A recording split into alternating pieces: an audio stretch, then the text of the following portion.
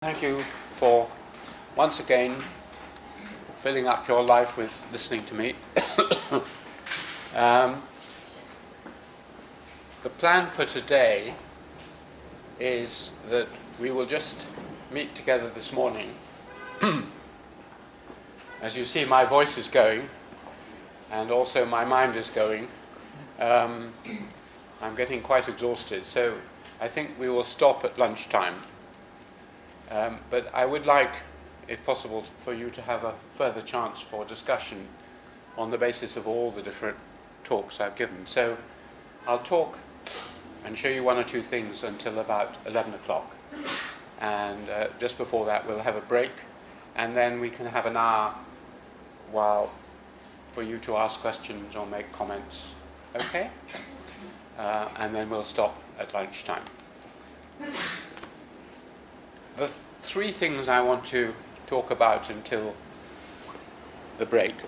The first, very briefly, is something I missed out when I was talking about fieldwork, which is fieldwork ethics. That is the behavior, your ethical or moral behavior when you are in the field. This is a very important topic, and I devoted a chapter of my book to this subject. I will just talk about it briefly for 5 or 10 minutes because I don't want to leave it out. But basically, there are two aspects to this.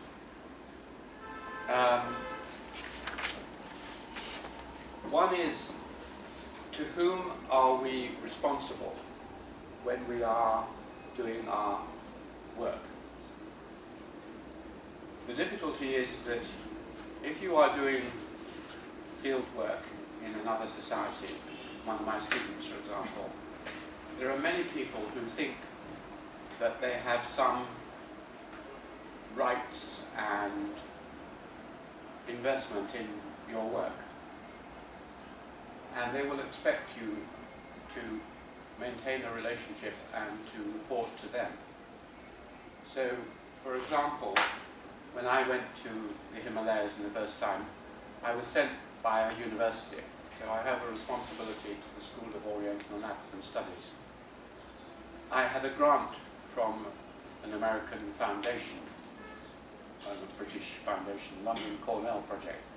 I had a responsibility to them. I was allowed in by the Nepalese government, so I had a responsibility to the government, the Nepalese government. I have a responsibility to my own British government. I have a responsibility to my supervisor. I have a responsibility to my friends and future students who will go to this area, and if I behave badly, they will be affected by it. I have a responsibility to my wife, to my family. And above all, I have a responsibility to the people I am working with. The main thing to say is that of all those responsibilities, the greatest is to the people you are working with.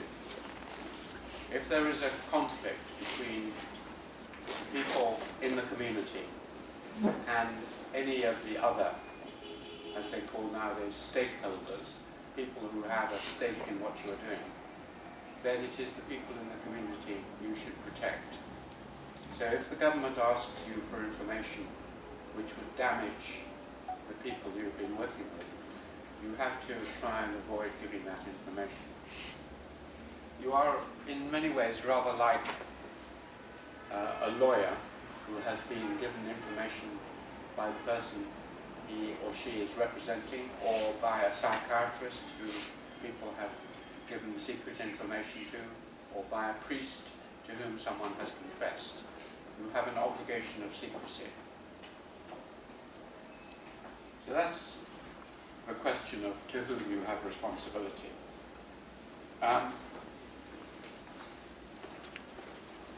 The next point is, that comes up often in discussions, is how far should you protect the people by changing the names of the people who talk to you and the place where you work. There's been a lot of discussion in anthropology about that. Some people say that in order to protect the local people, you should change the name of the place and also give people new names. Some people do that and some don't. The advantage of doing that is that it does maybe protect them. The two disadvantages are that if anyone in the future comes to do further work in that area, they won't be able to know where you went or what the traces, the people you talked to. Also, quite often, anthropologists go to the trouble of changing people's names and the name of the place, and then discover that the people themselves would have preferred that you gave the name of the place. They're quite proud of what you did, so why change it? So you have to think about that, whether you'll change names and places. Another question comes up to do with intellectual property. You get information from all sorts of people. Who does that belong to? Does that belong to you? Does that belong to the people who told you things, or to the community? And that can sometimes lead to tensions and difficulties. If you get a good deal of very good information from one person, it's very sensible to talk to them about how much they think they have invested in that. There was criticism of early anthropologists who just went to a community, sucked all the information out of specialists, came back, wrote their PhD, wrote their book, got a wonderful job, and then the people themselves benefited in no way whatsoever. So you have to watch out for that. Then there is the question of what is known as informed consent. When you, particularly when you film, as I mentioned, you have to think about, do you have the permission of the people, either to do in an interview, to do a long interview, or when you are filming, to film them. And as I mentioned, the usual phrase that is used is informed consent. That means the person must know, you must inform them of why you are doing it, what the consequences for them might be, and then they have to agree to it. They don't have to write anything, but they have to know roughly what you're doing. Now, in general, that is a very good and sensible idea, that you get people's permission. For instance, when I'm filming you, I should really be getting, we should be getting all of you to write a piece of paper saying, we don't mind being on YouTube, or whatever it is. We haven't done it because we've assumed that you know the camera is there, and if you had any objection, you'd tell me. But the difficulty with informed consent, as I mentioned, is that you can't really tell people, explain to them the consequences of what you're doing, because you don't know them yourself. I don't know who will see this film. And particularly, the whole idea of informed consent has completely been destroyed by the internet. In the old days, I could say to someone, please, can I film you? I will show it to my students in Cambridge. That's fine. And they could say, yes, that's all right, or not. Now, all I can say is, I don't know. It might, no one might see it, or millions of people might see it. People I don't know. So, informed consent. So probably the best thing is to warn them that you are using a very powerful medium with a camera, and even when you write, it may reach very wide audiences. And the second check, as I mentioned, is to take the material back before you release it onto the internet. Take it back and get the people themselves, or some of the people you know well, to go through it and make sure there's nothing there that is damaging to them or the society. So that's a better way round than trying to get informed consent in advance. There's another question that comes up, which is how much you should reveal about how you're recording things.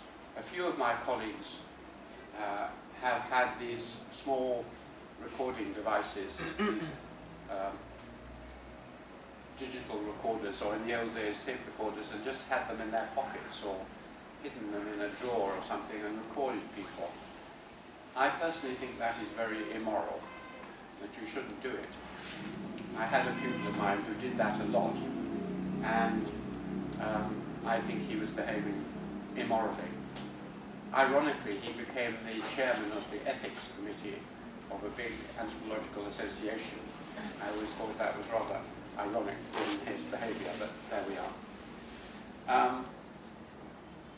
The final bit of ethics, which I made a number of films about, and I'll only just show you one, is how you reciprocate, how you return what the kindness of the people with whom you've been living. Some anthropologists do nothing, but Sarah and I have always felt we gain so much from the communities we're in. We should repay their kindness, reciprocate as it's called. Now, what I've learned over the years about that is that you have to be very careful in reciprocating. If you give people too much, or a particular individual too much, it can cause envy and anger in the community. If you don't return, people rightly feel that you are very mean and that you are exploiting them. So what we do is, if we get a huge amount of help from one family or one person, we will especially treat them in some way. I mentioned with Dilmeyer's family, we gave them some land, we gave them some animals, we helped educate their children, because they are our family and we lived with them and we had a responsibility towards them. More generally, the best way really is to think of things that you can do for the whole community. And I'll give a few examples.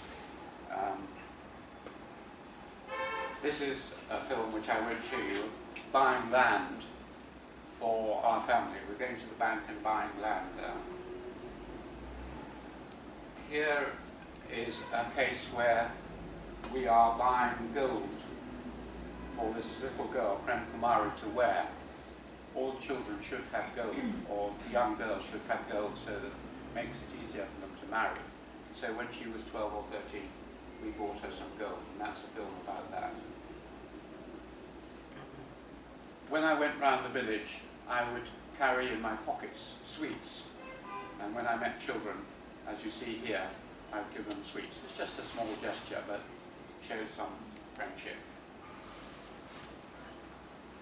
As Sarah mentioned, and we mentioned, in the early days, giving people photographs was a gesture which they appreciated, and here Dilmeyer is looking through some photographs.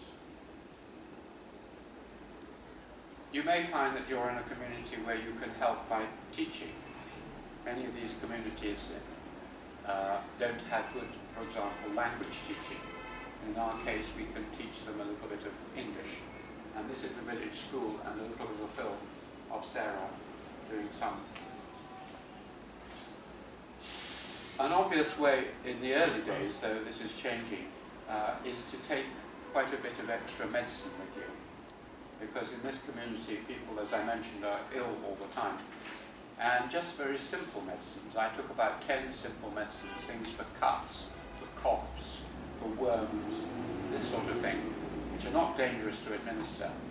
And certainly for the first 10 years or so, we were going back every day. We would hold a kind of small medical clinic for a quarter of an hour, half an hour each morning. People would come with their various illnesses. It's not only a kindness to do that, but also a pleasure, and you learn a lot about people. A more ambitious kind of project we did was, there was no proper shop in the village, so we set up a cooperative store. This is the cooperative store in the village, where we loaned them the money to buy rice and oil and things, bring it up from the town, keep it in the store, and they could buy it. Seems a very good idea, but it didn't work. because of the simple reason that people knew we had given the money, so many of the poorer villagers thought this was a present to the village. So they would come, get the rice, say to the shopkeeper, we'll pay you later, and just write it down, we'll pay you later. And of course they never paid it. And so the stock of the shop got smaller and smaller and smaller. And so after about 2 years, it faded away. The final example, which I'll just show you a little bit of, perhaps, oh no, I won't because it's so obvious, that is that they have a way, usually every society has ways whereby visitors to the village, rich visitors, people who've been abroad and been successful and come back, how they can do something which celebrates with the whole village. For instance, in this village, if a rich tourist goes through the village, they'll dance for them. I don't know if this ever happened on the Annapurna circuit with Natasha, but in Gurung villages you go in and they arrange a dance, and then at the end you give a gift. Or, as in this case, you can arrange something bigger, which is that this is a buffalo, which we have bought a buffalo for 4,000 RMB or whatever it is, probably less than that. And then it's cut into bits, and everyone can have a feast and dance. Many people who don't get meat normally can have a meal together. So that is another way to reciprocate. One final way of helping, which is more appropriate to academics such as us. Many of the societies we work with are trying to maintain and document their own cultural traditions and assert their own identities. And since one of the aims of the project in Sichuan, and what I'm interested in, is the documentation and preservation of oral history and memories of these societies.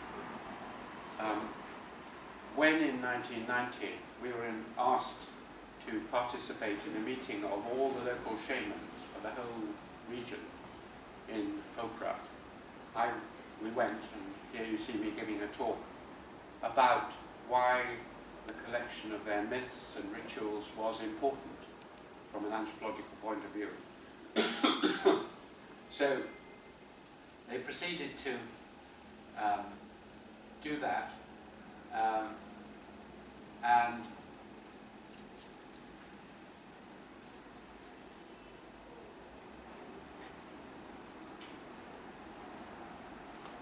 this, I'll see whether we can just go through.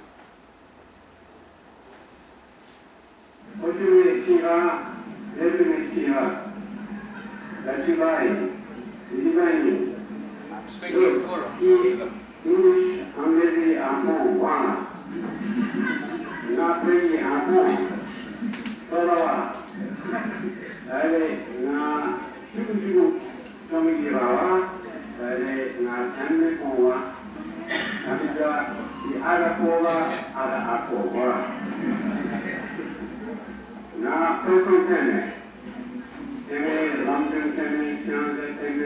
So I'm trying to inspire them with a description of why it's important. These are all the shamans assembled, listening to this oration and other orations.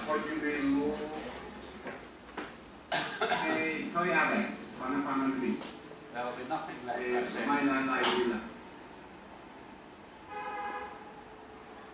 So,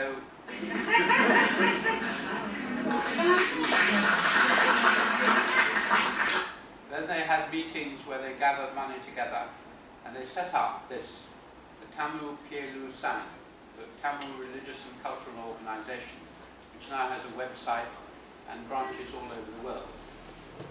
But this was the original one. And they built this, which is built based on their traditional rice effigy of a god. designed by my friend and co-writer Ivy Gurung. And then they built this. This is the Gurung Cultural Centre, which I hope Natasha will go and organise. Well, the man... You see it's... And they're constantly building new buildings. So it's quite a big site.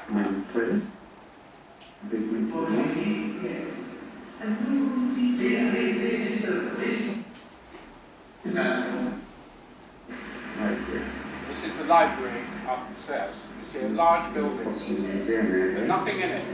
It's been there for about 5 years, there's nothing in it. Library and study area. It'd be very nice for families to be able to have that opportunity. So one of the possibilities is if we can build up a link between Sichuan University and this area and have a field study site there, then this building could be used perhaps for students to go and stay in before they went up into the villages. Anyway, you see a lot of activity has been done, and in this area one of the things we did was to raise some money for them to start training young shaman priests. The traditions were dying out, and so they brought down young boys from the villages to learn how to be priests. So that's a way in which, another way in which anthropologists could possibly reciprocate, encouraging, supporting, going back, giving little bits of money, and so on.